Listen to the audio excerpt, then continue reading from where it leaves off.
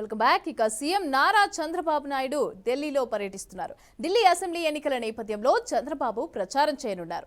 బీజేపీకి మద్దతుగా తెలుగువారున్న ప్రాంతాల్లో ఆయన ప్రచారం చేయనున్నారు.